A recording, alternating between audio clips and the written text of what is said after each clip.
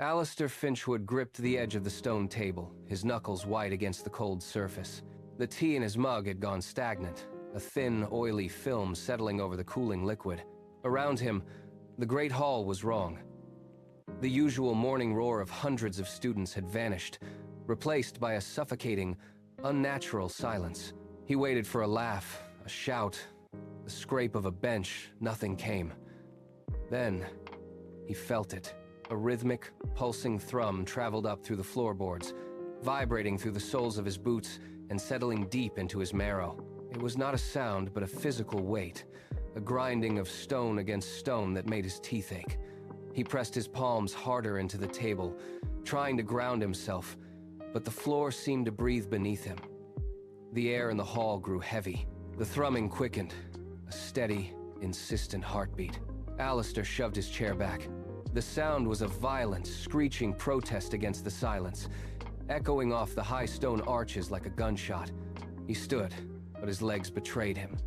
As he shifted his weight, the floor seemed to tilt, a sickening lurch of gravity that sent him stumbling toward the table. He caught himself, fingers digging into the cold stone, his breath coming in sharp, ragged gasps. The air felt viscous, like wading through deep water. Every movement required a deliberate, exhausting effort. He pushed off the table, his boots dragging against the flagstones, the friction feeling wrong, as if the stone itself were softening beneath his weight. He took one step, then another, his center of balance constantly shifting. The hall stretched out before him, the perspective warping, the far exit appearing to drift further away with every stride. He forced himself to keep moving, head down, eyes fixed on the path ahead. His pulse thrummed in his temples, matching the rhythmic vibration still rising from the depths. He reached the end of the table, his knuckles raw, and turned toward the long, shadowed corridor leading to the alchemy labs. The gravity pull intensified. Alistair entered the corridor, the stone walls pressing inward. The silence here was absolute, devoid of even the faint hum of student activity. He kept his gaze forward, his boots clicking rhythmically against the floor. As he passed the tall, stained glass windows, the air suddenly chilled. He stopped. A cerulean glow, usually constant and bright, began to stutter. The light dimmed, flickering like a candle caught in a sudden draft. It pulsed once, twice, and then snapped back to brilliance. But the color had shifted to a sickly pale violet. He reached out, his hand hovering inches from the glass, feeling the residual static prickle against his skin. The wards were not just straining, they were failing. He leaned closer, searching the glass for cracks, but the surface remained smooth and cold. A sudden draft swept through the hallway, carrying the faint scent of ozone. He spun around, his hand instinctively dropping to his side, but the corridor behind him remained empty. The shadows pooled in the corners, deeper and more jagged. He took a steadying breath, his heart hammering against his ribs. He turned away, quickening his pace toward the heavy oak doors of the alchemy lab. Alistair reached the heavy oak doors. He gripped the iron handle, but it felt frozen, resisting his pull as if the wood were fused to the frame. He braced his boot against the base, threw his weight back, and the doors groaned open. The transition was immediate. A wall of heat hit him, thick and cloying. The air inside the lab did not move. It sat stagnant, heavy with the sharp, biting stench of sulfur and crushed, bitter herbs. It was a suffocating density that clung to the back of his throat. He stepped inside, the floorboards beneath his feet feeling spongy and damp. The room was a haze of swirling vapors, gray and yellow curls of smoke that obscured the far corners. He blinked, his eyes watering from the caustic fumes. Every breath felt like inhaling fine grit. He moved deeper into the room, his movements slow and deliberate, fighting the urge to cough. The familiar geometry of the lab seemed distorted, the rows of workstations stretching into the gloom like jagged teeth. He navigated the narrow aisles, his skin prickling. He reached his designated station, his lungs burning, and stood amidst the swirling chemical fog.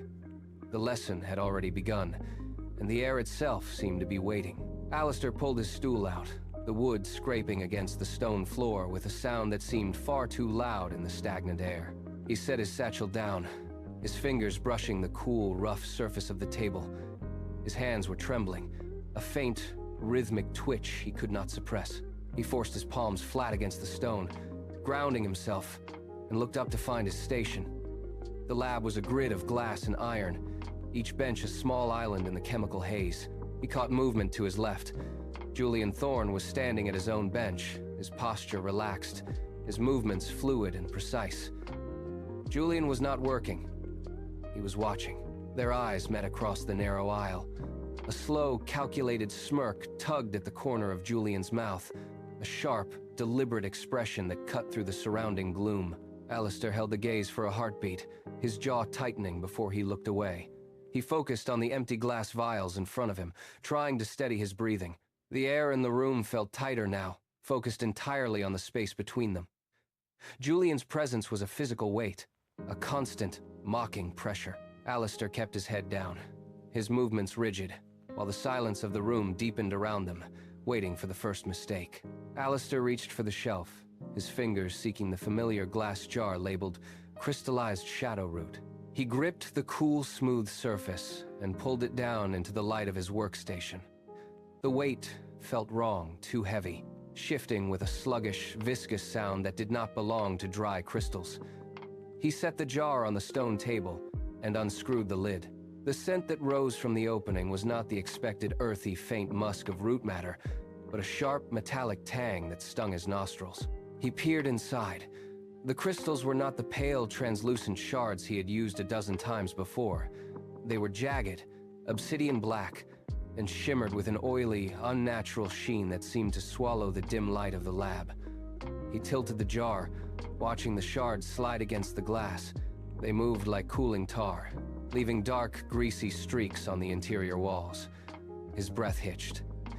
He reached out, his fingertip hovering just inches above the rim, sensing a faint, pulsing heat radiating from the black mass.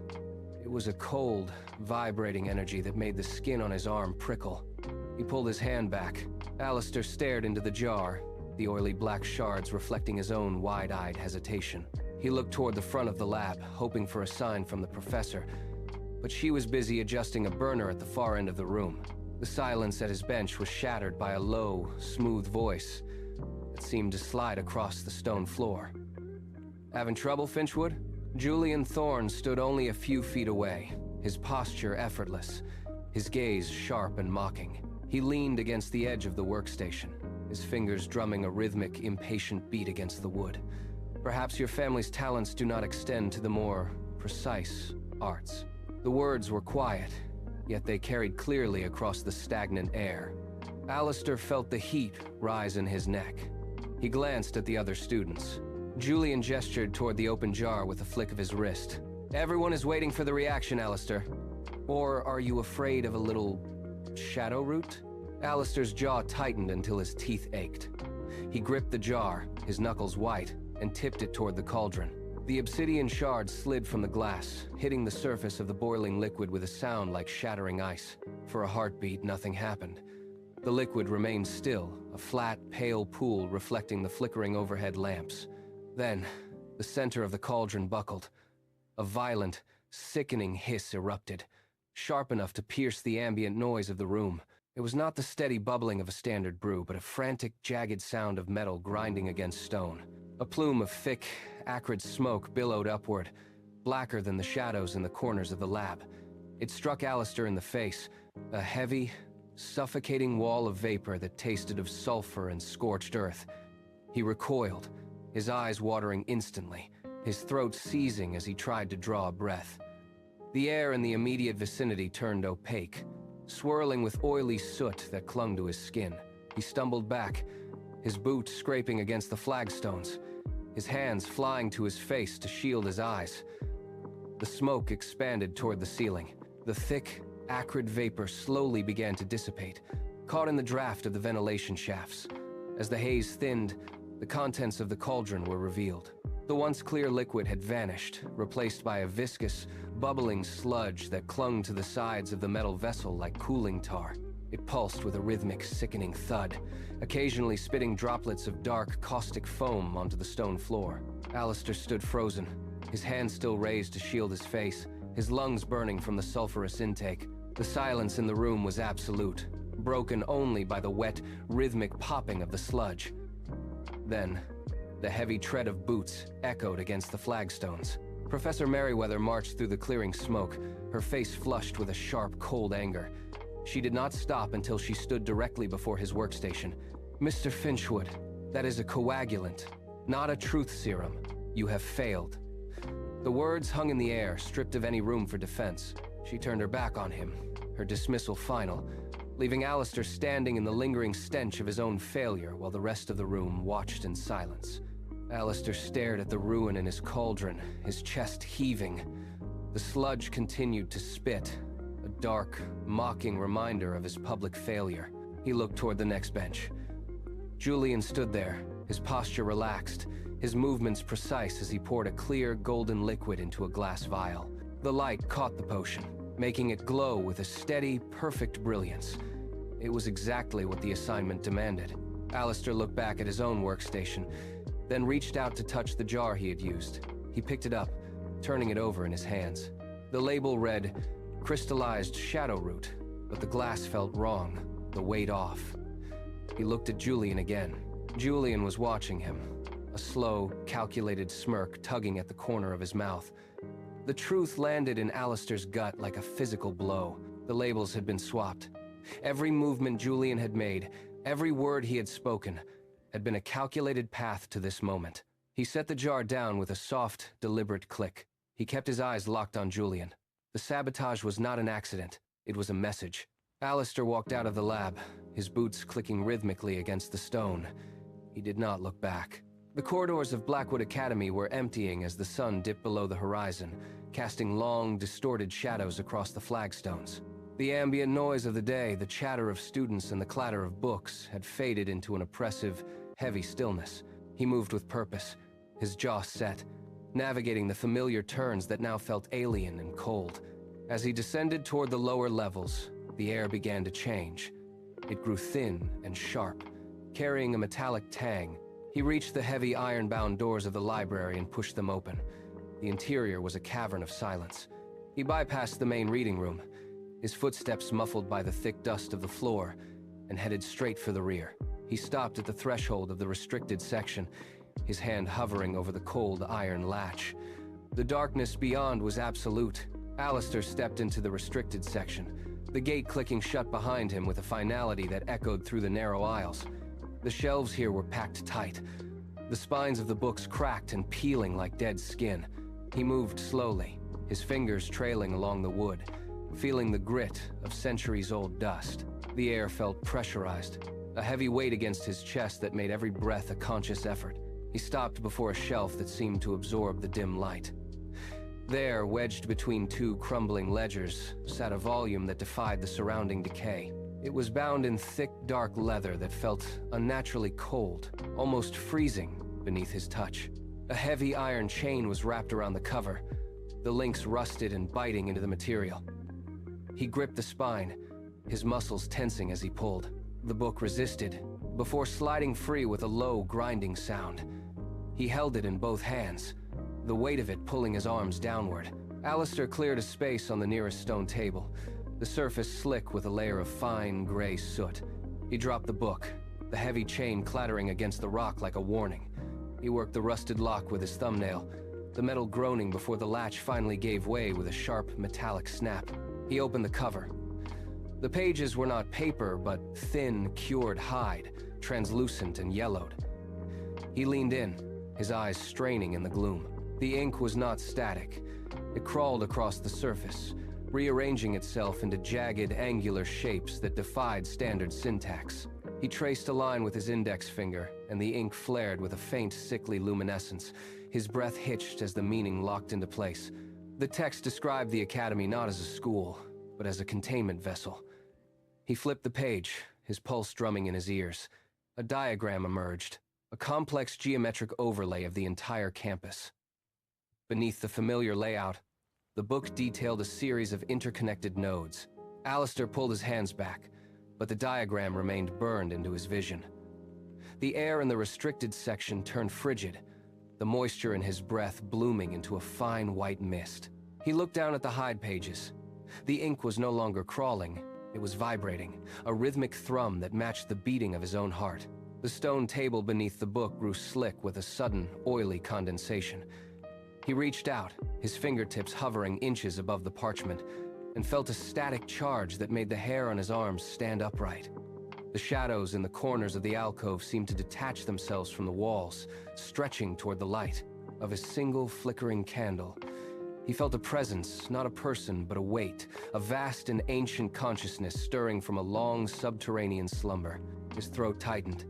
He looked at the final line of the text, the letters twisting into a warning that felt like a physical pressure against his skull. The silence of the library was replaced by a low, dissonant hum that vibrated through the marrow of his bones.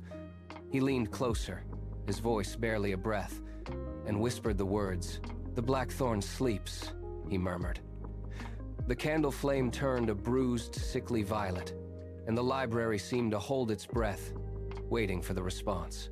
The violet flame flickered, casting long, distorted shadows that danced across the spines of ancient, dust-caked books.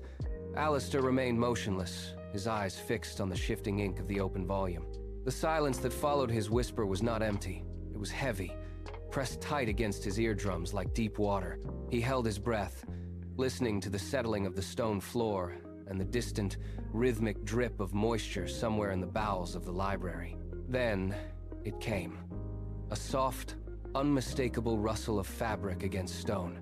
It originated from the darkness behind the neighboring shelf. The sound was deliberate, a slow friction of material that cut through the stagnant air. Alistair's pulse hammered against his ribs. He did not turn. He did not blink. He simply froze, his muscles locking into place as the realization settled over him like a shroud. He felt the fine hairs on the back of his neck rise, a primal warning that someone was standing just out of his peripheral vision. Alistair did not wait for the intruder to strike. The silence of the alcove felt like a physical weight, pressing against his lungs until every breath was a jagged struggle.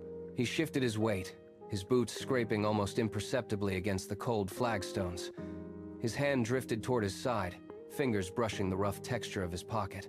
He felt the familiar, cold bite of the dagger hilt.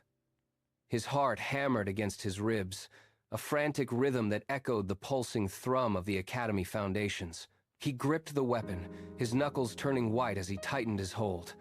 The metal was ice cold, grounding him in the suffocating dark.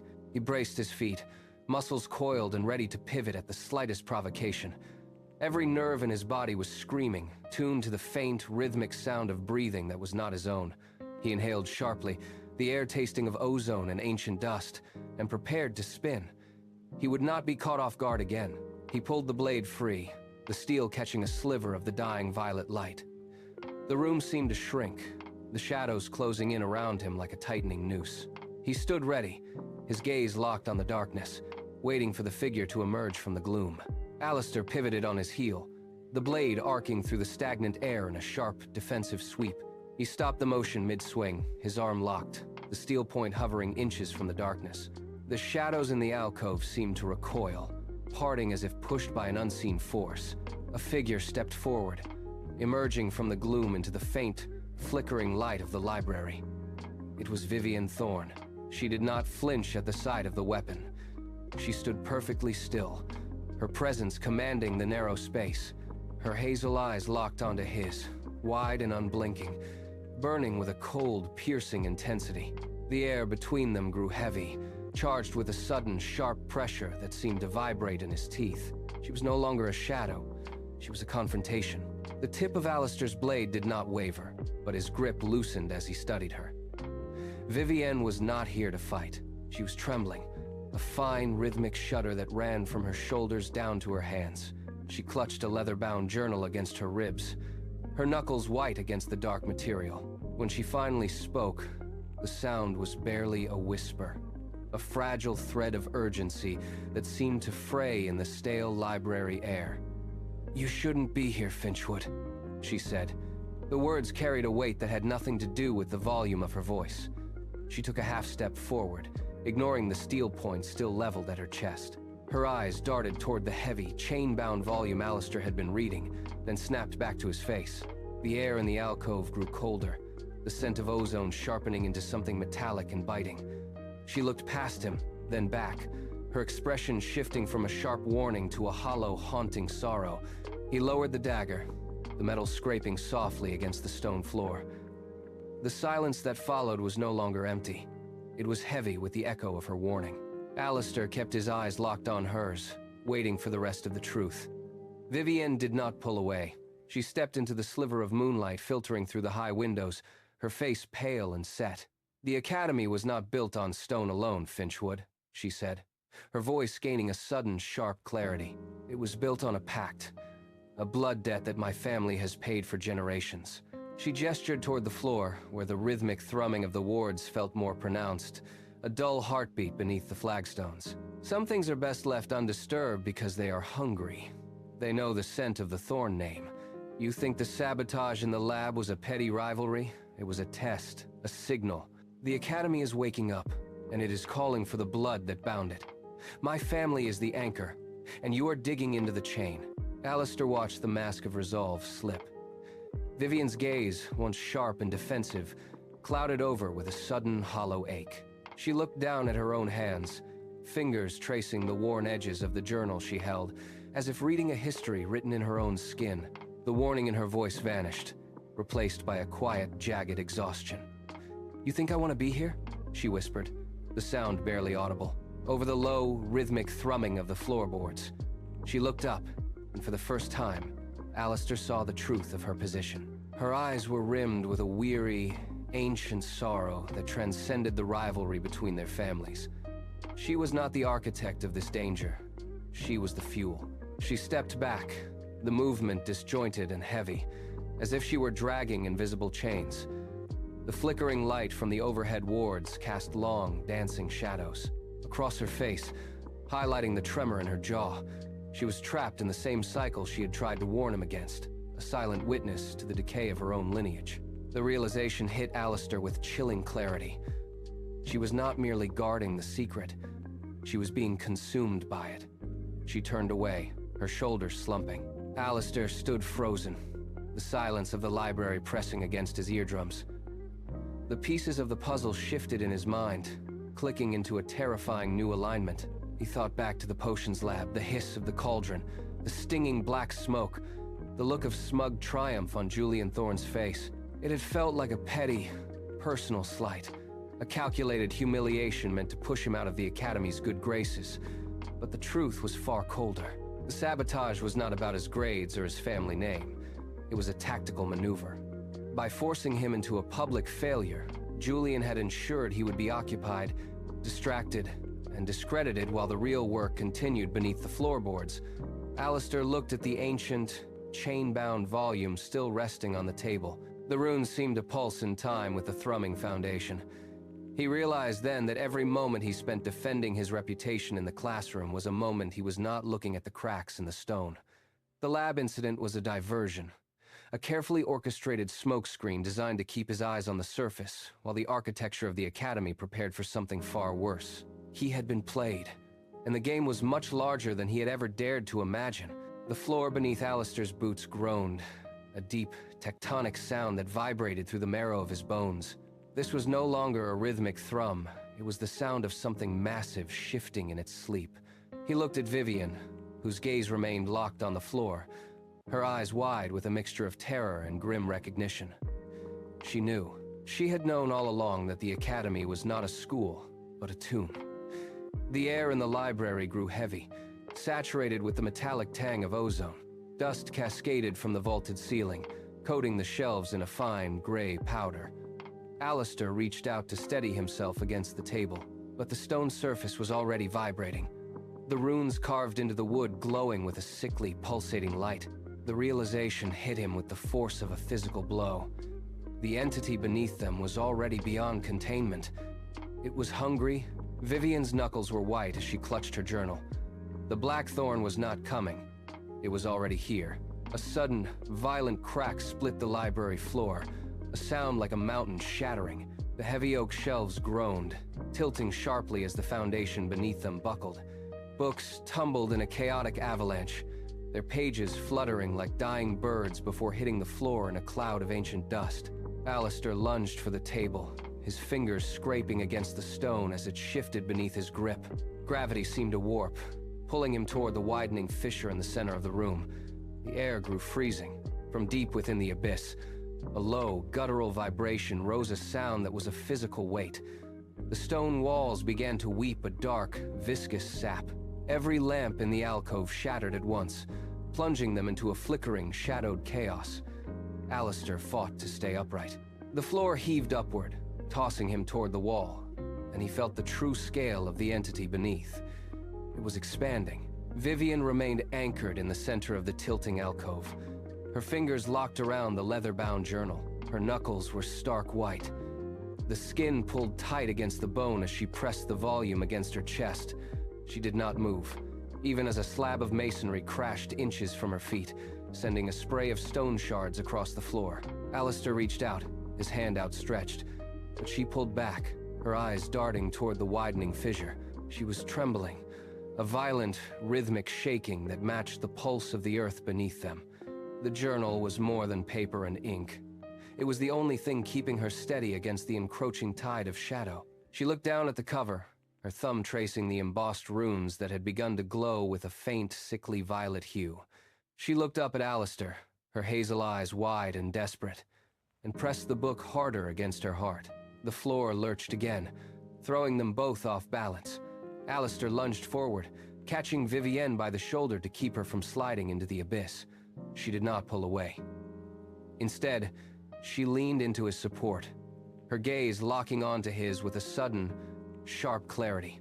The petty grievances of the classroom, the sabotaged potions, and the cold stares vanished.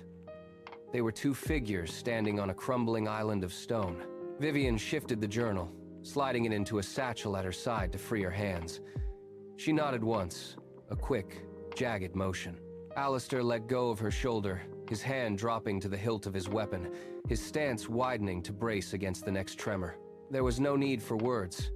She pointed toward the far archway, the only path not yet swallowed by the shifting foundation. Alistair moved first, his boots crunching on broken glass, and she followed, her stride matching his rhythm perfectly. The academy was tearing itself apart, but in the heart of the chaos, the rivalry had died, replaced by the grim, silent necessity of staying alive. The roar of the collapsing foundation cut out as suddenly as it had begun. A thick gray dust settled over the library, coating the shelves and the floor in a fine, choking powder. Alistair stood motionless, his chest heaving, his ears ringing with the phantom sound of grinding stone. The silence that followed was not empty. It was heavy, pressing against his eardrums like deep water. Vivienne remained a few paces away, her hands still hovering near her satchel, her eyes scanning the darkness of the alcove. The air tasted of ozone and scorched earth, a sharp metallic tang that burned the back of his throat. Beneath their boots, the floor no longer shook, but a low-frequency hum persisted, a rhythmic thrum that traveled up through the soles of their feet and settled into their bones. It was the sound of something vast and ancient shifting in its sleep. Alistair looked at the ceiling, where cracks had spiderwebbed across the stone, leaking a faint, unnatural violet light. The library was no longer a place of study. It was a cage. He glanced at Vivienne, noting the way she held her breath, her posture rigid, her gaze fixed on the floorboards as if expecting them to give way again. The danger had not passed. It had merely gone quiet, waiting in the dark beneath the academy walls. They stood in the stillness, two figures trapped in the center of a waking nightmare. Alistair turned his gaze back to the open pages. The ink on the parchment seemed to pulse in time with the thrumming floor, the archaic symbols shifting under his stare. He traced a jagged line with his fingertip, feeling the texture of the dried, ancient pigment. It was a map of the academy foundations, a blueprint of the trap they had been living in for years. He read the final passage, the words confirming what he had suspected since the lab. The school did not exist to teach, but to contain. The realization settled into his chest, cold and absolute. His life as a student, the petty rivalries, the pursuit of grades, all of it felt like a dream that had finally shattered. He looked at Vivienne, who remained a silent shadow in the corner, her eyes reflecting the same grim understanding. He reached out and gripped the heavy, leather-bound cover. With a slow, deliberate motion, he pressed the book shut. The sound echoed through the library, a sharp, final snap that signaled the end of his innocence. He stood up, his legs steady, his mind clear. He tucked the book under his arm, turned his back on the shelves, and walked toward the exit, leaving the life he had known behind him in the dust. Alistair stepped out of the library, the heavy doors groaning on their hinges as he pushed them shut.